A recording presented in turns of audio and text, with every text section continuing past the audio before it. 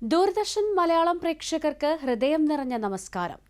കേന്ദ്ര സർക്കാരിന്റെ സുപ്രധാന നയങ്ങളും വികസന നേട്ടങ്ങളും പങ്കുവയ്ക്കുന്ന അമൃത ഭാരതം പ്രതിവാര പരിപാടിയിലേക്ക് ഏവർക്കും സ്വാഗതം. നമ്മുടെ രാജ്യത്തിന്റെ ജീവനാഡിയാണ് ഇന്ത്യൻ റെയിൽവേ. യാത്രക്കാർക്ക് മികച്ച സൗകര്യം ഒരുക്കുന്നതിനൊപ്പം രാജ്യത്തെ കർഷകർക്കും വ്യവസായികൾക്കും കൂടുതൽ സഹായകരമാകുന്ന രീതിയിൽ റെയിൽവേയെ മാറ്റാനൊരുങ്ങുകയാണ് കേന്ദ്ര സർക്കാർ. ഇതിനായി റിഫോം എക്സ്പ്രസ് എന്ന പേരിൽ വലിയൊരു പരിഷ്കരണ യജ്ഞത്തിനാണ് റെയിൽവേ മന്ത്രാലയം തുടക്കം കുറിച്ചിരിക്കുന്നത്. ഒരു വർഷത്തിനുള്ളിൽ, അതായത് 52 ആഴ്ചകൾ കൊണ്ട് 52 സുപ്രധാന മാറ്റങ്ങൾ റെയിൽവേയിൽ വരുത്തുക എന്നതാണ് ഇതിന്റെ ലക്ഷ്യം. ഇതിന്റെ ഭാഗമായി ഏറ്റവും പുതിയ 8 ഘടനാപരമായ പരിഷ്കാരങ്ങൾ കേന്ദ്ര റെയിൽവേ മന്ത്രി അശ്വനി വൈഷ്ണവ് കഴിഞ്ഞ ദിവസം പ്രഖ്യാപിക്കുകയുണ്ടായി. ഇതോടെ ഈ പദ്ധതിക്ക് കീഴിൽ ഇതുവരെ നടപ്പിലാക്കിയ ആകെ പരിഷ്കാരങ്ങളുടെ എണ്ണം 17 ഉയർന്നിരിക്കുകയാണ്. ഈ പുതിയ മാറ്റങ്ങൾ രാജ്യത്തിന് എങ്ങനെയാണ് പ്രയോജനപ്പെടുക എന്ന് നമുക്ക് നോക്കാം.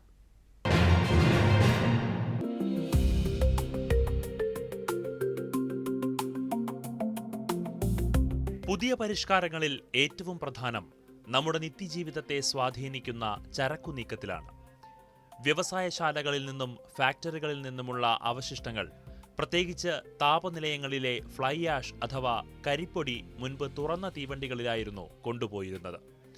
ഇത് വലിയ തോതിൽ പരിസ്ഥിതി മലിനീകരണത്തിന് കാരണമായിരുന്നു. എന്നാൽ പുതിയ നിയമപ്രകാരം പരിസ്ഥിതിക്ക് ഒട്ടും കോട്ടം തട്ടാത്ത രീതിയിൽ പൂർണ്ണമായും അടച്ചുപൂട്ടിയ അത്യാധുനിക ക്ലോസ്ഡ് കണ്ടെയ്നർ സംവിധാനത്തിലൂടെ മാത്രമേ ഇനി ഇത് കൊണ്ടുപോകൂ. ഇതിനൊപ്പം ചരക്കുകൾ കൊണ്ടുപോകുന്ന വ്യാപാരികൾക്കായി രാജ്യം മുഴുവൻ ബാധകമാകുന്ന ഒരൊറ്റ ലൈസൻസിംഗ് സംവിധാനവും ഏർപ്പെടുത്തി. ഇത് ചരക്കുകൾ ഒരിടത്തുനിന്നും മറ്റൊരിടത്തേക്ക് എത്തിക്കുന്നതിനുള്ള ചിലവ് വലിയ തോതിൽ കുറയ്ക്കും. സാധനങ്ങളുടെ കടത്തുകൂലി കുറയുമ്പോൾ വിപണിയിൽ നിത്യോപയോഗ സാധനങ്ങളുടെ വിലക്കയറ്റം തടയാൻ ഇത് പരോക്ഷമായി സഹായിക്കും. आज हमारे कंटेनर का ट्रेन ऑपरेशन 4 डिफरेंट टाइप के लाइसेंसेस में होता है. कौन सी कैटेगरी वाला कहां जा सकता है, कौन सी कैटेगरी वाला किस रूट पे जाएगा, कौन से उसके ओरिजिन होंगे, कौन से डेस्टिनेशन होंगे, कई तरह के रिस्ट्रिक्शंस हैं. उन सब रिस्ट्रिक्शंस को हटा के एक यूनिफाइड लाइसेंस व्यवस्था कंटेनर्स में लेके आ रहे हैं. ये रिफॉर्म है बहुत बड़ा. इससे कंटेनर बिजनेस अपने आप में एक सिग्निफिकेंटली सिंप्लीफाई हो जाएगा. നമ്മുടെ കർഷകർക്ക് വലിയ ആശ്വാസം നൽകുന്നതാണ് മറ്റൊരു പ്രധാന പരിഷ്കാരം. കൃഷിക്കാവശ്യമായ വളം, ഭക്ഷ്യധാന്യങ്ങൾ, പയറുവർഗ്ഗങ്ങൾ എന്നിവ രാജ്യത്തിന്റെ വിവിധ ഭാഗങ്ങളിലേക്ക് എത്തിക്കുന്ന പ്രക്രിയ റെയിൽവേ വളരെ ലളിതമാക്കി. മുൻപ് ഒരു ചരക്ക് ലോഡ് ട്രെയിൻ വന്നാൽ അതൊരു നിശ്ചിത സ്റ്റേഷനിൽ പൂർണ്ണമായി അൺലോഡ് ചെയ്യുന്നതുവരെ കപ്പൽ പോലെ കാത്തുകിടക്കേണ്ടി വരുമായിരുന്നു. എന്നാൽ ഇനി മുതൽ ആവശ്യാനുസരണം വിവിധ റൂട്ടുകളിലെ ചെറിയ സ്റ്റേഷനുകളിൽ വെച്ച് തന്നെ ആവശ്യമായ കണ്ടെയ്നറുകൾ മാത്രമായി മാറ്റാനും സൂക്ഷിക്കാനും സാധിക്കും. ഇതുവഴി കർഷകർക്ക് കൃത്യസമയത്ത് വളവും വിത്തുകളും ഗ്രാമങ്ങളിൽ ലഭ്യമാകും.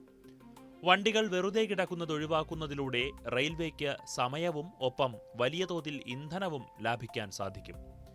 കൃഷിയെയും ഗ്രാമീണ സമ്പദ് വ്യവസ്ഥയെയും ഒരുപോലെ ശക്തിപ്പെടുത്താൻ ഈ ഒരു മാറ്റം കൊണ്ട് സാധിക്കുമെന്നാണ് വിലയിരുത്തപ്പെടുന്നത്. ചരക്കു നീക്കത്തിന് പുറമെ പുതിയ റെയിൽവേ ലൈനുകൾ, പാലങ്ങൾ, തുരങ്കങ്ങൾ എന്നിവയുടെ നിർമ്മാണ രീതിയിലും വലിയ സുതാര്യതയാണ് സർക്കാർ കൊണ്ടുവന്നിരിക്കുന്നത്.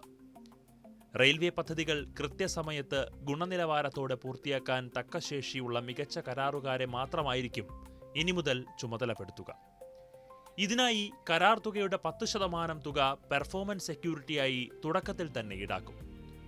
പണി നടക്കുമ്പോൾ ഉണ്ടാകുന്ന അപകട സാധ്യതകൾ കവർ ചെയ്യാൻ പ്രത്യേക ഇൻഷുറൻസ് പരിരക്ഷയും ഉറപ്പാക്കിയിട്ടുണ്ട്. റെയിൽവേ വാഗൺ നിർമ്മാണ രംഗത്ത് വലിയൊരു മാറ്റത്തിനാണ് പുതിയ നയം തുടക്കം കുറിക്കുന്നത്.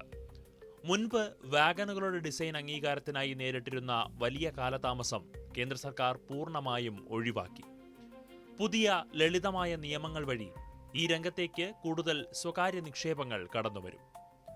ആഗോള നിലവാരത്തിലുള്ള അത്യാധുനിക വാഗൺ ഡിസൈനുകൾ ഇനി മുതൽ ഇന്ത്യൻ റെയിൽവേയുടെ ഭാഗമാകും. വ്യത്യസ്ത തരം ചരക്കുകൾ കേടുപാടുകൾ കൂടാതെ സുരക്ഷിതമായി സൂക്ഷിക്കാൻ ഈ ആധുനിക വാഗണുകൾക്ക് സാധിക്കും. ആഭ്യന്തരമായി വാഗണുകൾ നിർമ്മിക്കുന്നതിനുള്ള ഉൽപാദനക്ഷമതയും വേഗവും ഇതോടെ വൻതോതിൽ വർദ്ധിക്കും. अब वैगन डिजाइन फुल्ली इंडस्ट्री अपनी तरफ से कर सकती है. रेलवे तो कर ही रहा अपना, लेकिन कोई इंडस्ट्री, मान लो स्टील की इंडस्ट्री है, स्टील इंडस्ट्री चाहे अलग तरह का वैगन बनाए, चाहे मिल्क इंडस्ट्री है, मिल्क इंडस्ट्री अपने हिसाब से अलग तरह का टैंक बनाना चाहे, मान लो केमिकल इंडस्ट्री है, एक अलग तरह का वैगन उसमें बनाना चाहे वो लोग, मान लो प्लास्टिक्स इंडस्ट्री है तो प्लास्टिक इंडस्ट्री कोई अलग तरीके से सोचे। जिस इंडस्ट्री को जिस तरह का वैगन चाहिए वो अपने प्रकार का वैगन प्रपोज कर सकते हैं। उस वैगन की डिजाइन को RDSO इवेल्युएट करेगा। इसमें हम फ्रीडम दे रहे हैं, नए तरह की बोगी लाना चाहो ले आओ, नया तरह का कपलर लाना चाहो लेके आ जाओ, नए तरह के कंपोनेंट्स लाना चाहो ले आओ। रेलवे का जो स्टैंडर्ड SOD जिसको कहते हैं, जो स्केड्यूल ऑफ डिजाइन है, उसको फॉलो करना पड़ेगा ताकि ब्रिज और टनल में जाके कहीं दिक्कत नहीं आए। रेलवे का जो MMD है, मैक्सिमम मूविंग डायमेंशन से, यानी किसी कर्व पे अगर गए तो किसी पोल से आप टकराओगे नहीं, स्टेशन के अंदर आए तो FOB से टकराओगे नहीं। इन सब चीजों का एनवलप तय करने के बाद में कोई भी अगर इनोवेशन करना चाहे, दैट फर्म और that industry can now innovate and come out with a new wagon design. വ്യാപാരികളുടെ ആവശ്യാനുസരണം പ്രത്യേക വാഗണുകൾ ലഭ്യമാക്കുന്നത് രാജ്യത്തെ വ്യാവസായിക വളർച്ചയ്ക്ക് പുതിയ വേഗം നൽകും. അടിസ്ഥാന സൗകര്യ വികസനത്തിൽ മാത്രമല്ല പരിഷ്കാരങ്ങൾ. റെയിൽവേ നിർമ്മാണ മേഖലയിൽ ജോലി ചെയ്യുന്ന സാധാരണക്കാരായ തൊഴിലാളികൾക്ക് അവരുടെ കഴിവ് തെളിയിക്കുന്നതിനായി QR കോഡ് അടങ്ങിയ ഡിജിറ്റൽ സ്കിൽ സർട്ടിഫിക്കറ്റുകൾ നൽകുന്ന വലിയൊരു പദ്ധതിയും ഇതിന്റെ ഭാഗമായി ആരംഭിച്ചിട്ടുണ്ട്. ഇത് തൊഴിലാളികൾക്ക് കൂടുതൽ തൊഴിൽ സുരക്ഷ ഉറപ്പാക്കും. അതെ, ഭരണപരമായ സുതാര്യതയും അത്യാധുനിക സാങ്കേതിക വിദ്യയും മുൻനിർത്തി ഇന്ത്യൻ റെയിൽവേ നടത്തുന്ന ഈ 8 ഘടനാപരമായ പരിഷ്കാരങ്ങൾ രാജ്യത്തിന്റെ വികസനത്തിന് പുതിയൊരു വേഗമാണ് സമ്മാനിക്കുന്നത്. കാര്യക്ഷമമായ ചരക്കുനീക്കവും സുരക്ഷിതമായ നിർമ്മാണ രീതികളും സാധാരണക്കാരായ ജനങ്ങളുടെ ജീവിതം കൂടുതൽ എളുപ്പമുള്ളതാക്കി മാറ്റും. വികസിത ഭാരതം എന്ന മഹത്തായ ലക്ഷ്യത്തിലേക്ക് രാജ്യം മുന്നേറുമ്പോൾ അതിന് ശക്തമായ കരുത്തു പകരാൻ നമ്മുടെ ഇന്ത്യൻ റെയിൽവേ പൂർണ്ണ സജ്ജമായി മാറിക്കൊണ്ടിരിക്കുകയാണ്. ആഗോള സാമ്പത്തിക രംഗത്ത് ഭാരതത്തിന്റെ നയതന്ത്ര വിജയങ്ങൾ വിളിച്ചോതുന്ന ചരിത്രപരമായ ഒരു വലിയ നേട്ടത്തിനാണ് 2026 ജൂലൈ 15 ലോകം സാക്ഷ്യം വഹിച്ചത്. രാജ്യം ഏറെ കാത്തിരുന്ന ഭാരതവും ബ്രിട്ടനും തമ്മിലുള്ള സ്വതന്ത്ര വ്യാപാര കരാർ അഥവാ ഇന്ത്യ-UK FTA ഔദ്യോഗികമായി പ്രാബല്യത്തിൽ വന്നു.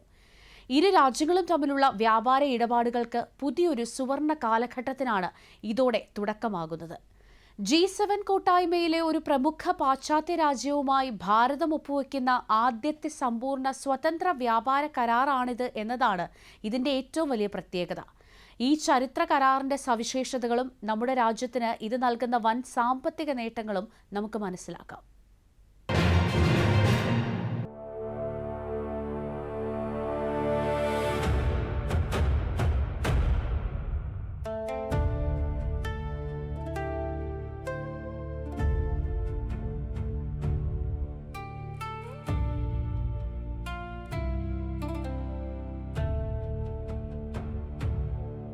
ബ്രിട്ടനിലേക്കുള്ള നമ്മുടെ കയറ്റുമതി ചരക്കുകൾ പുറപ്പെട്ടു കഴിഞ്ഞു.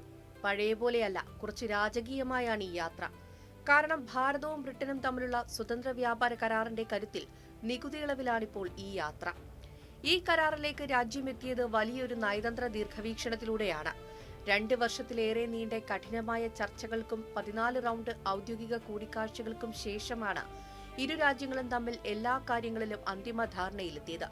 ഈ കരാർ യാഥാർത്ഥ്യമായതോടെ ഭാരതത്തിൽ നിന്നും ബ്രിട്ടനിലേക്ക് കയറ്റി അയക്കുന്ന 99% ഉൽപ്പന്നങ്ങൾക്കും ഇനി മുതൽ കസ്റ്റംസ് നികുതി പൂർണ്ണമായും ഒഴിവാക്കപ്പെടും. അതുപോലെ തന്നെ ബ്രിട്ടനിൽ നിന്നും ഭാരതത്തിലേക്ക് വരുന്ന ഉൽപ്പന്നങ്ങളുടെ നികുതിയും ഘട്ടം ഘട്ടമായി കുറയ്ക്കും. നിലവിൽ ഇരു രാജ്യങ്ങളും തമ്മിലുള്ള ഉഭയകക്ഷി വ്യാപാരം ഏകദേശം $42 ബില്യൺ. പുതിയ വ്യാപാര കരാർ പ്രാബല്യത്തിൽ വരുന്നതോടെ ഇത് 2030 $100 ബില്യൺ എന്ന വൻ ലക്ഷ്യത്തിലേക്ക് ഉയരുമെന്നാണ് സാമ്പത്തിക വിദഗ്ധർ കണക്കുകൂട്ടുന്നത്. ഇരു രാജ്യങ്ങളിലെയും വിപണികൾ പരസ്പരം തുറന്നുകൊടുക്കുന്നതിലൂടെ കോടിക്കണക്കിന് രൂപയുടെ ബിസിനസ് സാധ്യതകളാണ് ഇവിടെ തുറക്കപ്പെടുന്നത്. കയറ്റുമതി കൊണ്ട് മാത്രമേ നമ്മുടെ രാജ്യം വികസിക്കുകയുള്ളൂ എന്നുള്ളതിൽ സംശയമൊന്നുമില്ല.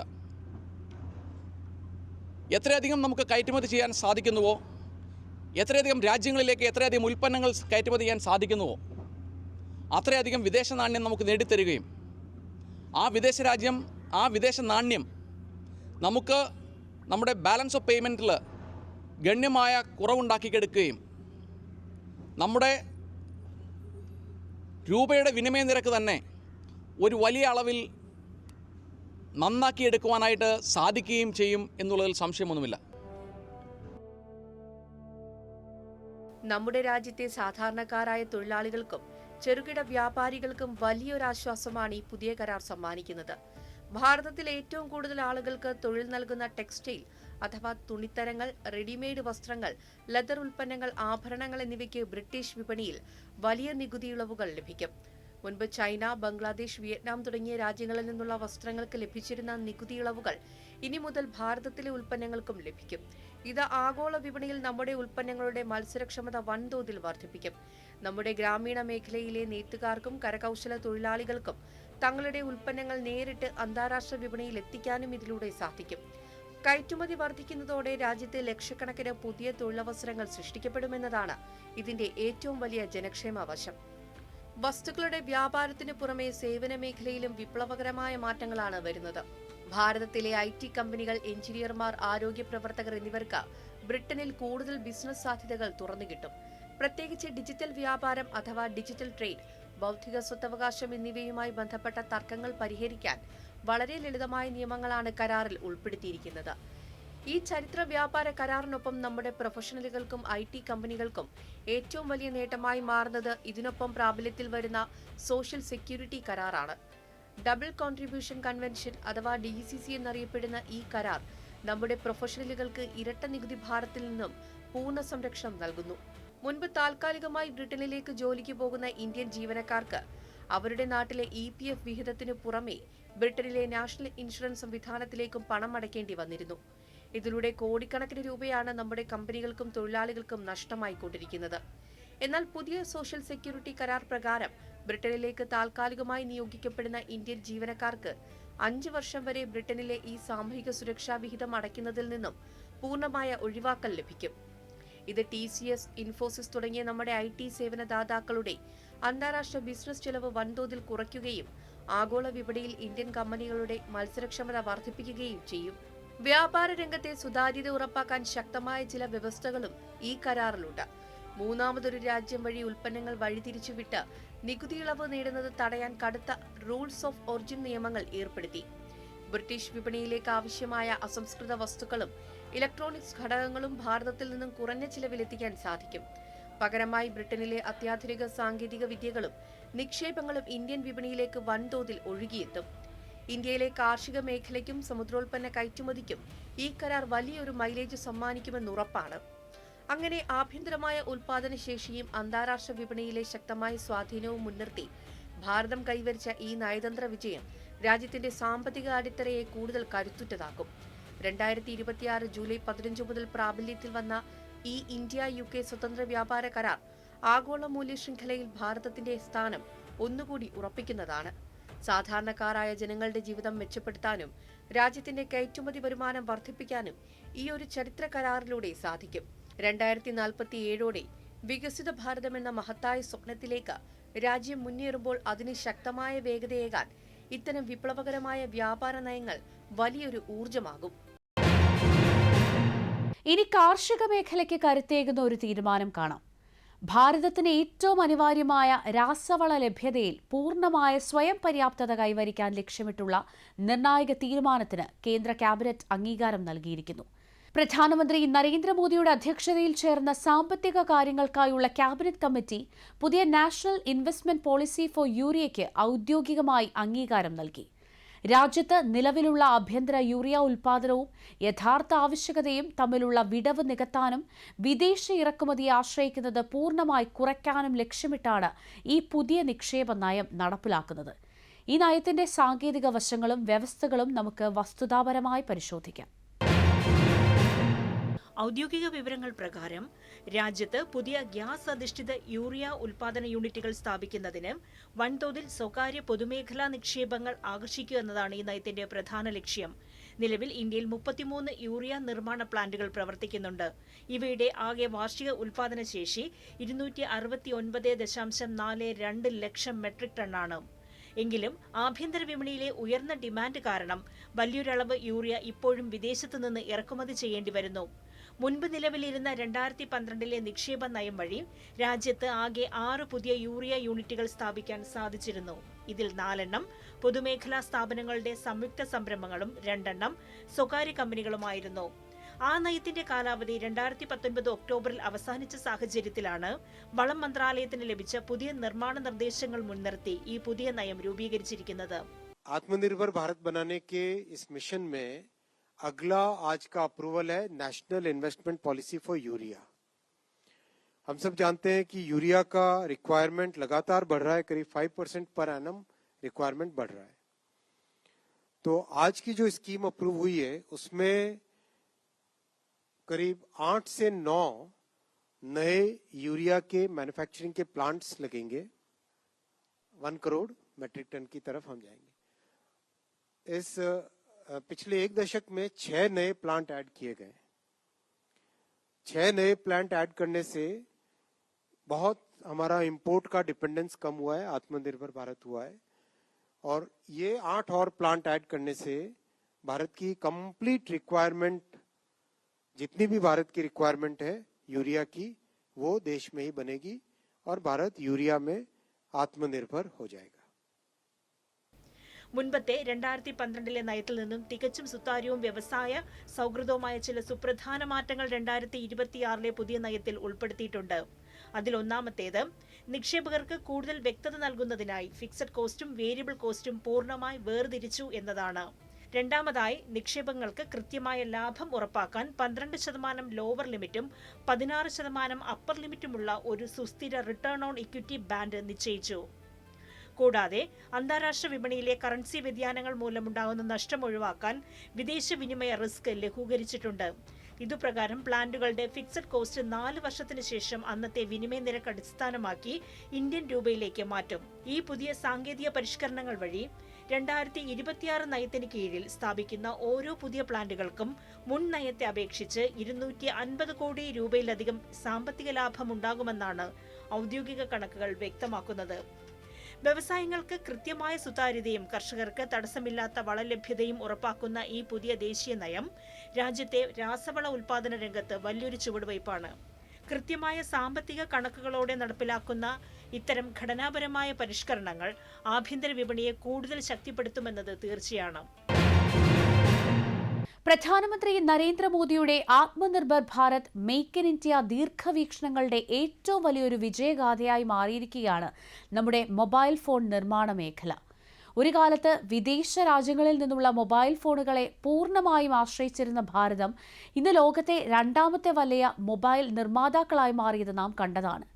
ഈ കുതിപ്പിന് കൂടുതൽ ചടുലതയേകാൻ 62,500 കോടി രൂപയുടെ വൻ സാമ്പത്തിക വകയിരുത്തലോടെ പുതിയ മൊബൈൽ ഫോൺ നിർമ്മാണ പദ്ധതിക്ക് കേന്ദ്ര സർക്കാർ അനുമതി നൽകിയിരിക്കുകയാണ്. ഈ വൻ വികസന പദ്ധതിയുടെ സവിശേഷതകളിലേക്ക് നമുക്ക് കടക്കാം. കേന്ദ്ര ഇലക്ട്രോണിക്സ് വിവരസാങ്കേതിക മന്ത്രാലയം പുറത്തുവിട്ട വിവരങ്ങൾ പ്രകാരം ഈ 62,500 കോടി രൂപയുടെ വൻ പാക്കേജ് നമ്മുടെ ആഭ്യന്തര നിർമ്മാണ മേഖലയ്ക്ക് ഒരു പുതിയ ഊർജ്ജമാണ് സമ്മാനിക്കുന്നത്. പ്രൊഡക്ഷൻ ലിങ്ക്ഡ് ഇൻസെന്റീവ് അഥവാ PLI പദ്ധതിയുടെ ഈ പുതിയ ഘട്ടം വഴി രാജ്യത്ത് ഉൽപാദനം നടത്തുന്ന തദ്ദേശീയ കമ്പനികൾക്കും ആഗോള നിക്ഷേപകർക്കും വലിയ തോതിലുള്ള സാമ്പത്തിക പിന്തുണയാണ് കേന്ദ്ര സർക്കാർ ഉറപ്പു നൽകുന്നത്.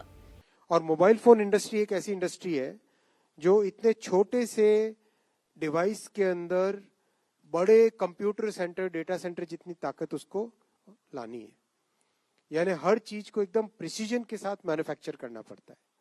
तो ये एक ऐसी इंडस्ट्री है जो कई इंडस्ट्रीज को ड्राइव करती है. जो देश मोबाइल फोन बनाने लगता है वो फिर एविएशन यानी एयरक्राफ्ट की मैन्युफैक्चरिंग में भी आगे बढ़ने लगता है, स्पेस के इक्विपमेंट की मैन्युफैक्चरिंग में भी आगे बढ़ने लगता है, डिफेंस के कई प्रिसीजन के जो मैन्युफैक्चर होते हैं उन सब के मैन्युफैक्चरिंग में भी देश आगे बढ़ने लगता है. ഇതിന്റെ ഏറ്റവും വലിയ സവിശേഷത ഇത് കേവലം ഫോണുകൾ കൂട്ടിയോജിപ്പിക്കുന്ന അസംബ്ലിംഗ് മാത്രമല്ല പ്രോത്സാഹിപ്പിക്കുന്നത്, മറിച്ച് മൊബൈൽ ഫോണുകൾക്ക് ആവശ്യമായ ഡിസ്പ്ലേ, ക്യാമറ മൊഡ്യൂളുകൾ, അഡ്വാൻസ്ഡ് സർക്യൂട്ട് ബോർഡുകൾ എന്നിവ രാജ്യത്തിനകത്ത് തന്നെ നിർമ്മിക്കുന്നതിനുള്ള വലിയൊരു സമഗ്ര ആവാസവ്യവസ്ഥയാണ് ഇതിലൂടെ കെട്ടിപ്പടുക്കുന്നത്. ഇതുവഴി ഇറക്കുമതി പൂർണ്ണമായി കുറയ്ക്കാനും ഭാരതത്തെ ഒരു സ്വയം പര്യാപ്ത ചിപ്പ് ഹാർഡ്വെയർ ഹബ്ബാക്കി മാറ്റാനും സാധിക്കും. ഈ പദ്ധതി ലക്ഷ്യമിടുന്ന സാമ്പത്തിക നേട്ടങ്ങൾ അത്യന്തം ഭീമമാണ്. അടുത്ത ഏതാനും വർഷങ്ങൾക്കുള്ളിൽ ഏകദേശം 10.5 ലക്ഷം കോടി രൂപയുടെ മൊബൈൽ ഫോണുകളും അവയുടെ അനുബന്ധ ഘടകങ്ങളും ആഭ്യന്തരമായി ഉൽപ്പാദിപ്പിക്കാനാണ് ലക്ഷ്യം. ഇതിൽ വലിയൊരു പങ്ക് വിദേശ വിപണികളിലേക്കുള്ള കയറ്റുമതിയാണ്. ഏകദേശം 6.5 ലക്ഷം കോടി രൂപയുടെ മൊബൈൽ ഫോണുകളാണ് ഭാരതത്തിൽ നിന്നും അമേരിക്ക, യൂറോപ്പ് തുടങ്ങിയ അന്താരാഷ്ട്ര വിപണികളിലേക്ക് കയറ്റി അയക്കാൻ ഒരുങ്ങുന്നത്. ഇത് രാജ്യത്തിന്റെ വിദേശ നാണ്യ ശേഖരം വൻതോതിൽ വർദ്ധിപ്പിക്കുന്നതിനൊപ്പം ആഗോള സപ്ലൈ ചെയിനിൽ ഭാരതത്തിന്റെ സ്ഥാനം ഒന്നുകൂടി ഉറപ്പിക്കും. ഇപ്പോൾ തന്നെ ആഗോള വിപണിയിലെ പ്രമുഖ ബ്രാൻഡുകൾ തങ്ങളുടെ ഏറ്റവും പുതിയ പ്രീമിയം ഫോണുകൾ ഇന്ത്യയിൽ നിർമ്മിക്കാൻ തുടങ്ങിയത് ഈ അനുകൂല അന്തരീക്ഷം കാരണമാണ്. ഈ വൻ വ്യവസായ വിപ്ലവത്തിന്റെ ഏറ്റവും വലിയ ഗുണഫലം ലഭിക്കുന്നത് രാജ്യത്തെ സാധാരണക്കാരായ യുവാക്കൾക്കാണ്. ഈ പുതിയ PLI പദ്ധതിയിലൂടെ നേരിട്ടും പരോക്ഷമായും ലക്ഷക്കണക്കിന് പുതിയ തൊഴിലവസരങ്ങളാണ് രാജ്യത്ത് സൃഷ്ടിക്കപ്പെടാൻ പോകുന്നത്. പ്രത്യേകിച്ച് ഈ നിർമ്മാണ ഫാക്ടറികളിലെ വലിയൊരു പങ്ക് ജീവനക്കാരും നമ്മുടെ വനിതകളാണ് എന്നത് സ്ത്രീ ശാക്തീകരണത്തിന് വലിയൊരു തെളിവാണ്. യുവാക്കൾക്ക് അത്യാധുനിക സാങ്കേതിക വിദ്യകളിൽ മികച്ച പരിശീലനവും സ്ഥിരതയുമുള്ള വരുമാനം ഉറപ്പാക്കാൻ ഈ തൊഴിലവസരങ്ങൾ വഴി സാധിക്കും. തദ്ദേശീയ ഉൽപാദനം വർദ്ധിക്കുന്നതോടെ രാജ്യത്തെ സാധാരണക്കാരായ ജനങ്ങൾക്ക് ഏറ്റവും ആധുനികമായ സ്മാർട്ട് ഫോണുകൾ വളരെ കുറഞ്ഞ ചിലവിൽ വിപണിയിൽ ലഭ്യമാകുമെന്നതും ഇതിന്റെ പ്രത്യേകതയാണ്. അതെ, ചിപ്പ് ബൈ ചിപ്പായും ഫോൺ ബൈ ഫോണായും ഭാരതം കെട്ടിപ്പടുക്കുന്ന ഈ നിർമ്മാണ കരുത്ത് ലോകത്തിനു മുന്നിൽ രാജ്യത്തിന്റെ പെരുമ വിളിച്ചോതുകയാണ്. ആഭ്യന്തരമായ സാങ്കേതിക ശേഷിയും ശക്തമായ നിക്ഷേപ സൗഹൃദ നയങ്ങളും സമന്വയിപ്പിച്ചുകൊണ്ട് കേന്ദ്ര സർക്കാർ നടത്തുന്ന ഈ കുതിപ്പ് ഡിജിറ്റൽ ലോകത്തെ പുതിയൊരു മഹാശക്തിയായി രാജ്യത്തെ മാറ്റുമെന്നതിൽ യാതൊരു സംശയവുമില്ല.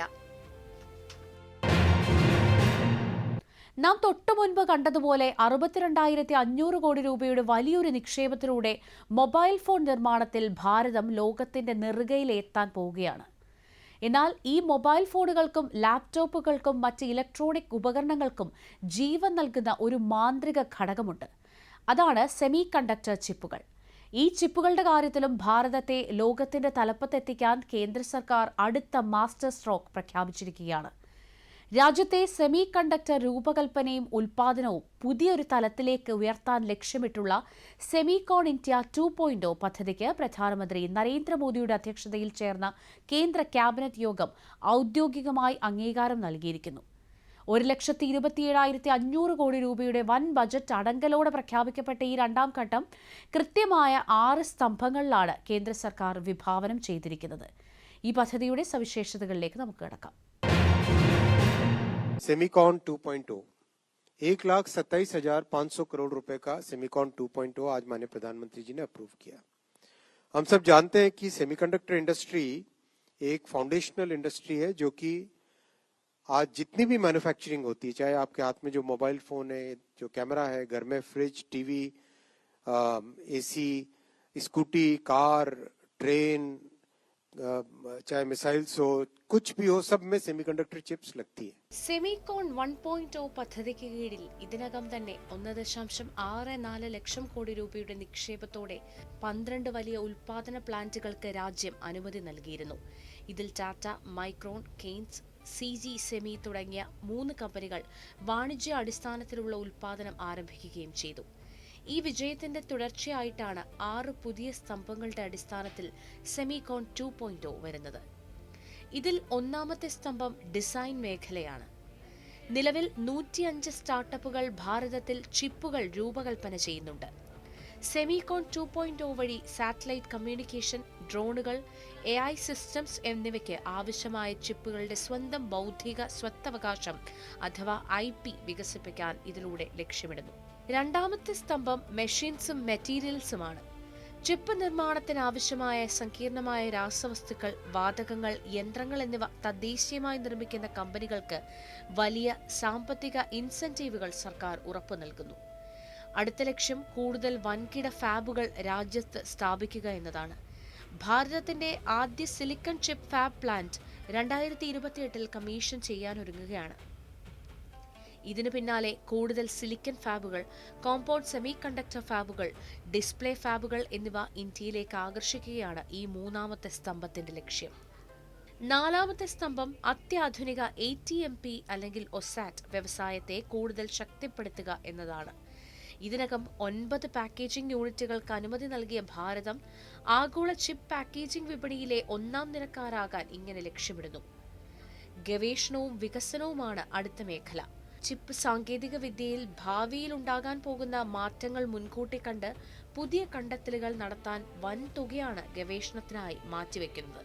പദ്ധതിയുടെ ഏറ്റവും നിർണായകവുമായ സ്തംഭം തൊഴിൽ നൈപുണ്യ വികസനമാണ്. ഇതിനകം രാജ്യത്തെ 315 സർവകലാശാലകളിലായി 68,000-ത്തിലധികം വിദ്യാർത്ഥികൾക്ക് അത്യാധുനിക സോഫ്റ്റ്വെയർ ടൂളുകൾ വഴി ചിപ്പ് ഡിസൈനിങ്ങിൽ പരിശീലനം നൽകിക്കഴിഞ്ഞു. 500-ലധികം കോളേജുകളിൽ പുതിയ സെമി കണ്ടക്ടർ പാഠ്യപദ്ധതിയും നടപ്പിലാക്കി. ഇതിലൂടെ ഓരോ വർഷവും പുതിയ വിദഗ്ധരെ ചിപ്പ് നിർമ്മാണ ഫാക്ടറികളിലേക്കും ക്ലീൻ റൂം നിർമ്മാണ പ്രക്രിയയിലേക്കും നേരിട്ട് എത്തിക്കാൻ ഇങ്ങനെ സാധിക്കും. ആഭ്യന്തര വിപണിയിലെ ആവശ്യങ്ങൾ നിറവേറ്റുന്നതിനൊപ്പം പ്രതിരോധം, ഓട്ടോമൊബൈൽ, ടെലികമ്മ്യൂണിക്കേഷൻ തുടങ്ങിയ തന്ത്രപ്രധാന മേഖലകളിൽ പൂർണ്ണമായ ഡിജിറ്റൽ സുരക്ഷിതത്വം ഉറപ്പാക്കാൻ ഈ 6 പില്ലറുകൾ വഴി ഭാരതത്തിന് സാധിക്കും. ലക്ഷക്കണക്കിന് ഉയർന്ന തൊഴിലവസരങ്ങൾ സൃഷ്ടിക്കുന്നതിനൊപ്പം ഇലക്ട്രോണിക്സ് മേഖലയിൽ രാജ്യം പൂർണ്ണമായ ആത്മനിർഭരത കൈവരിക്കുകയും ചെയ്യും. കൂടുതൽ വിശേഷങ്ങളുമായി വരും ലക്കങ്ങളിൽ വീണ്ടും കാണാം. നന്ദി, നമസ്കാരം.